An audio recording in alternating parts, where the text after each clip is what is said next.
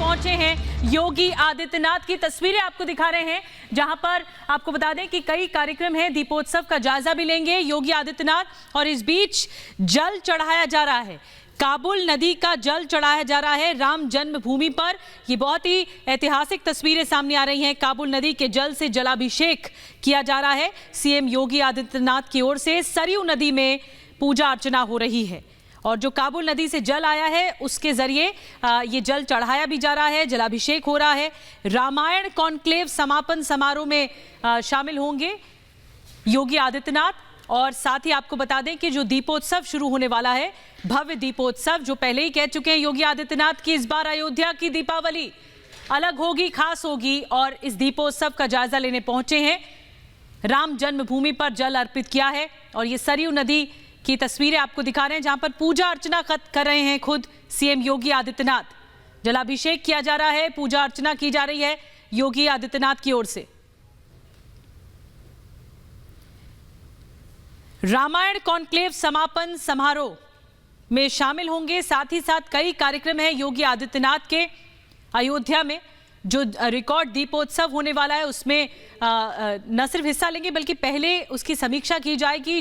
जो जायजा लेने पहुंचे हैं योगी आदित्यनाथ, आज ये कार्यक्रम सुबह से चालू हैं। आपको बता दें कि कार्यक्रम जो हैं योगी आदित्यनाथ के, उसके मुताबिक एक कॉन्क्लेव में हिस्सा लेना है, उसके बाद दीपोत्सव का जायजा, जिस जगह पर दीपोत्सव का आयोजन किया गया है, कई लाख दिए जलाए जाएंगे एक साथ।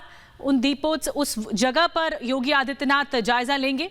अयोध्या पहुंचे हैं, कई कार्यक्रम हैं योगी आदित्यनाथ के। राम जन्मभूमि अयोध्या, जहां पर भव्य राम मंदिर का निर्माण कार्य भी जारी है, एक तरह से वो भी समीक्षा की जाएगी। आप लोग इधर ही आइए, दोनों पकड़ लो ना।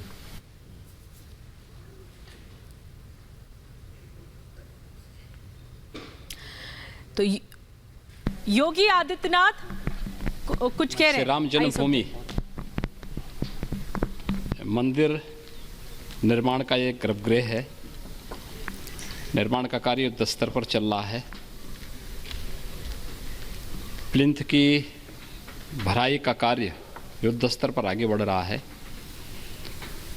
आज यहाँ पर गंगा जल और काबुल नदी का जल एक साथ मिलाकर के प्रधानमंत्री मोदी जी के निर्देश पर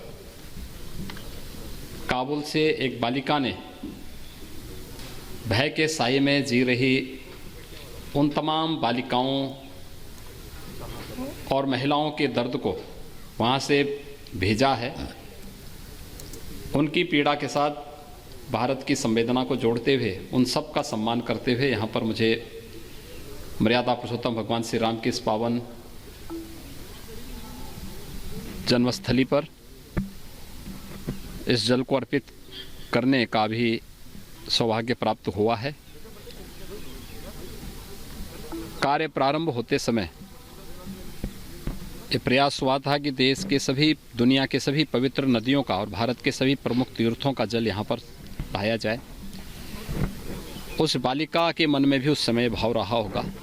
अंततः उन्होंने प्रधानमंत्री जी के पास इस अपील के साथ इस जल को भेजा था और मुझे आज इसीलिए यहाँ पर आने का सौभाग्य प्राप्त हुआ है कि मैं काबुल की उस बालिका के साथ साथ अफ़गानिस्तान की उन तमाम बालिकाओं, बेटियों और बहनों के उस दर्द के साथ अपने आप को, अपनी संवेदना को, अपने देशवासियों की संवेदना को जोड़ते हुए उस पवित्र जल को यहाँ पे श्री राम जन्मभूमि को समर्पित कर सकूं और वही अभी हम लोगों ने यहाँ पे संपन्न किया है।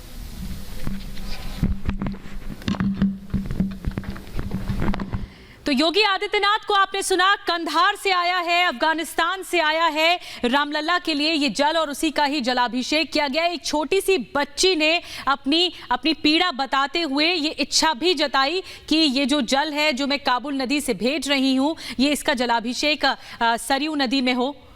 काबुल नदी से मैं भेज रही हूं जो जल, ये छोटी सी बच्ची ने इच्छा जताई। यही योगी आदित्यनाथ ने अभी कुछ देर पहले जिक्र किया और जलाभिषेक किया।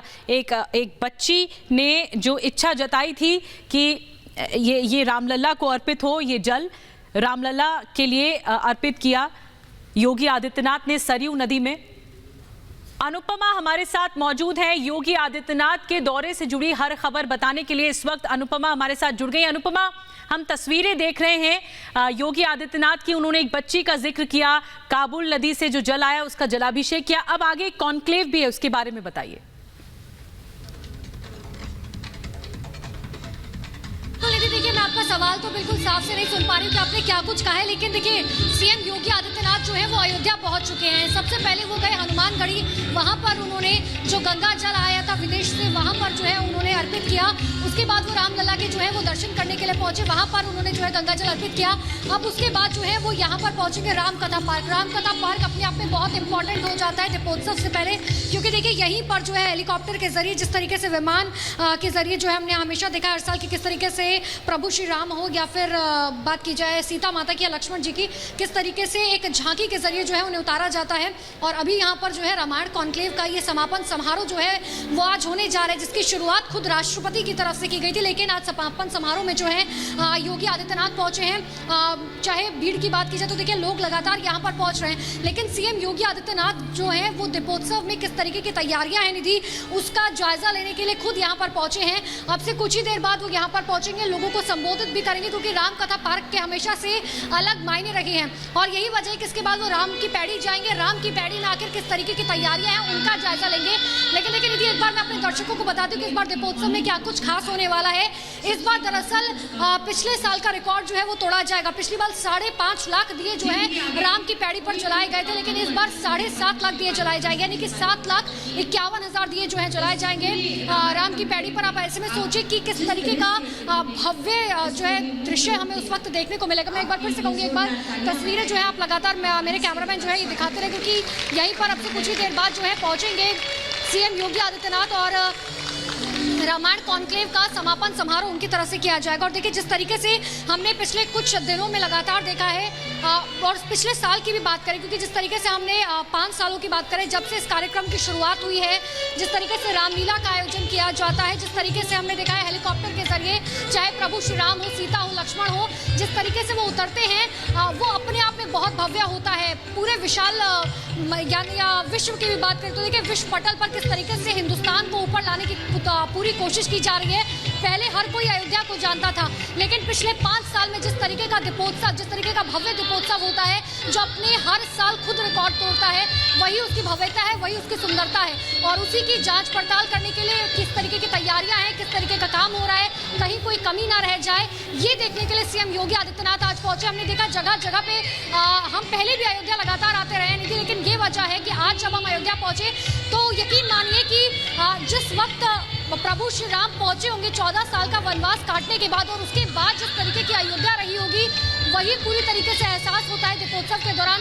ज्यादा दिन बचे नहीं है दीपोत्सव में, मात्र 3 दिन का वक्त है, लेकिन तैयारियां जो है अभी से शुरू हो चुकी है। चाहे रंग रोगन की बात की जाए, बिल्कुल दीपावली है और दीपोत्सव का ये जो शानदार आयोजन होता है, तैयारियां कैसी चल रही है। बताया जा रहा है कि इस बार दीपोत्सव में 11 झांकियां रहने वाली हैं, जैसे कि अनुपमा बता रही थी, हर तस्वीर दिखा रही थी। आपको बताते हैं कि इस बार अपना ही अयोध्या रिकॉर्ड तोड़ने जा रही है दीपोत्सव से जुड़ा हुआ। क्या कुछ तैयारियां चल रही हैं, आइए दिखाते हैं आपको। हमारे साथ कला निदेशक प्रदीप जी जो है वो मौजूद हैं, जो बहुत अच्छे से समझाएंगे कि आखिर इन रथों का जो है आखिर मायने जो है क्या कुछ है। प्रदीप जी बहुत बहुत स्वागत है आपका, लेकिन आप कितने सालों से जो है ये सब करते आ रहे हैं? ये तो मैं बचपन से कर रहा हूँ, लेकिन यहाँ 5 सालों से कर रहा हूँ। 5 साल से कर रहे हैं आप। हमें जरा एक एक करके ये समझाइए कि आखिर ये जो पहला रथ जो मैं देख पा रही हूँ, आखिर इसका जो है क्या कुछ मीनिंग है? ये सीता विवाह है, राम सीता विवाह है। जनकपुर का राजा बैठेंगे इस पर, जनक जी का है जी। तो आपकी दरअसल ये कोशिश रहती है कि मतलब, क्योंकि ये जो है जिस वक्त राम और सीता का विवाह हुआ था उस वक्त का ये मतलब उसको दर्शाने की कोशिश आप लोग की तरफ से? जी जी ठीक है, हम आगे बढ़ते हैं। तो देखिए मैं एक बार अपने कैमरामैन से कहूंगी कि एक एक तस्वीर जो है यहाँ की दिखाते रहे, क्योंकि बेहद भव्य है अयोध्या, और यही वजह है कि अपने इतिहासों की वजह से अयोध्या जो है वो जाना जाता है। अब मैं एक बार इस रथ पे जो है नजर डालना चाहूंगी। प्रदीप जी, इस रथ का जो है, क्योंकि शायद थोड़ा बहुत मुझे समझ आ रहा है कि पंचवटी है जहाँ पर ये पंचवटी है, जहाँ राम सीता लक्ष्मण वनवास के समय रहे हैं। हाँ। जी। कितनी मुश्किल आती है जब आप लोग इस तरीके की, क्योंकि जाहिर सी बात है ये सब कुछ हमने पुराण काल में पढ़ा है, रामायण में पढ़ा है, लेकिन जब इन सब चीज़ों को एक ऐसे रथ के जरिए उतारा जाता है तो कितनी मुश्किल है? कोई मुश्किल नहीं, हम लोग का अध्ययन है काम करते करते। तो राम जंगल में है तो जंगल में फूल पत्ती पंचवटी है तो सुंदर फूल पत्तियों से सजा है। जी जी, चाहूंगी एक एक करके आप जो है और भी आगे के रथ के बारे में जरा अपने हमारे दर्शकों को समझाएं, क्योंकि ये बहुत इंपॉर्टेंट हो जाता है। ये जो है रथ क्या सिग्निफाई करता है?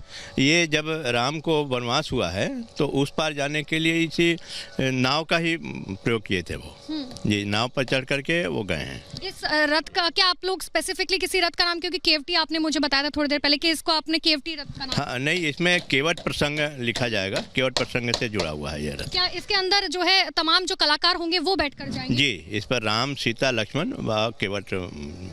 बिल्कुल।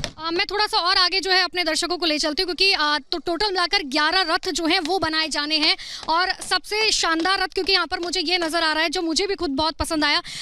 प्रदीप जी, इस रथ को इसका क्या मतलब है और इसके जरिए आप लोग क्या समझाना? ये जब लंका जीत करके आए हैं राम, तो ये पुष्पक विमान से ही आए हैं अयोध्या, तो उस समय का ये दर्शाया जाए। ये पुष्पक विमान ये बताता है कि देखिए कितना भी अन्याय हो लेकिन जीत न्याय की। जी जी जी।